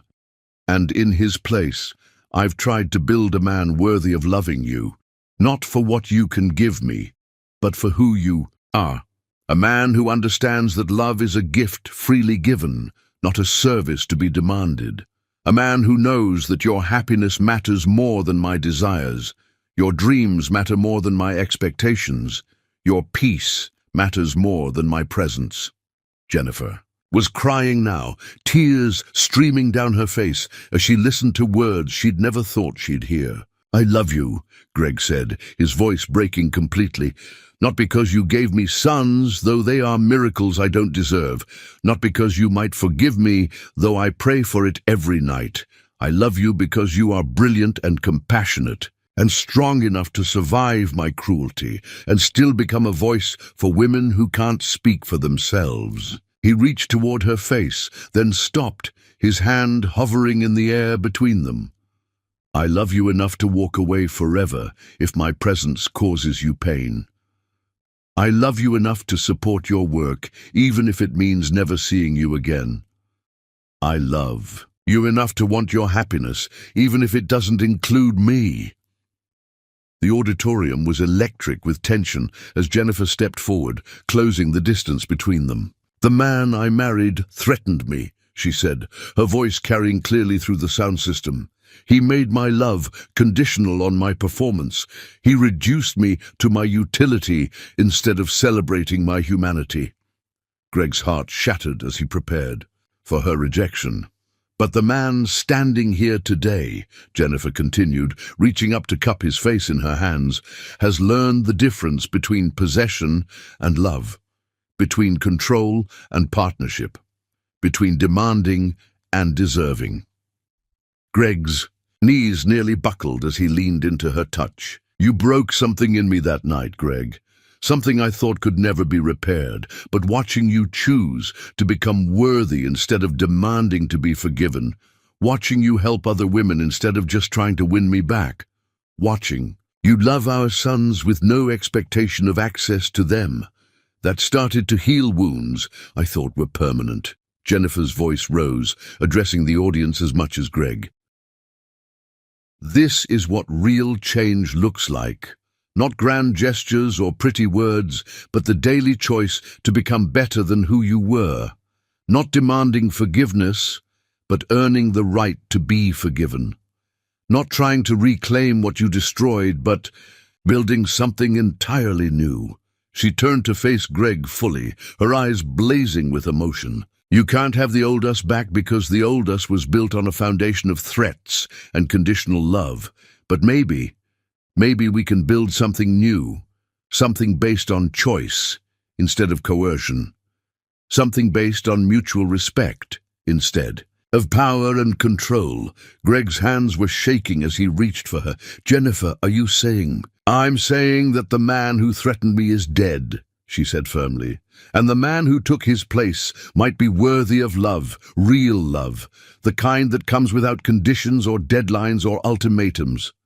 She smiled through her tears, and it was like watching the sun rise after the longest night in history. "I'm saying that maybe it's time to find out what marriage looks like when it's built on love instead of leverage." "May I kiss you?" Greg asked, his voice barely audible over the thundering of his own heart. "Yes," Jennifer whispered. "Yes, you may." When their lips met, it wasn't the desperate kiss of people trying to recapture a lost past. It was the sacred kiss of two souls choosing to create something entirely new. Love born not from arrangement or obligation, but from the deliberate choice to cherish what you fought to become worthy of. The auditorium erupted in applause that shook the walls, but Greg and Jennifer heard only the sound of hearts choosing love over fear, hope over pain, forgiveness over condemnation. When they finally broke apart, Greg rested his forehead against Jennifer's, both of them breathing. "I want to come home," he whispered. "We'll have to build a new home," Jennifer replied, her voice thick with emotion. "One where love is never conditional, never threatened, never used as a weapon. One where our sons learn that real love serves instead of demanding, protects instead of possessing, celebrates instead of controlling." "I'd like that more than my next breath," Greg said. "Then let's go home," Jennifer said. "Let's go home and love each other the way we should have from the beginning." As they stood together on the stage where Jennifer had spoken truth and Greg had found redemption, they understood that real love wasn't about recovering what had been lost. It was about becoming worthy of something infinitely better, a partnership built on mutual respect, unconditional love, and the revolutionary understanding that the greatest gift they could give each other was the freedom to be loved without fear.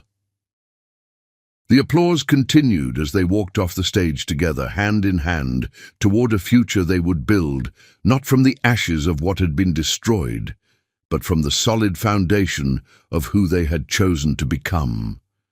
Love, they had learned, was not a transaction to be negotiated.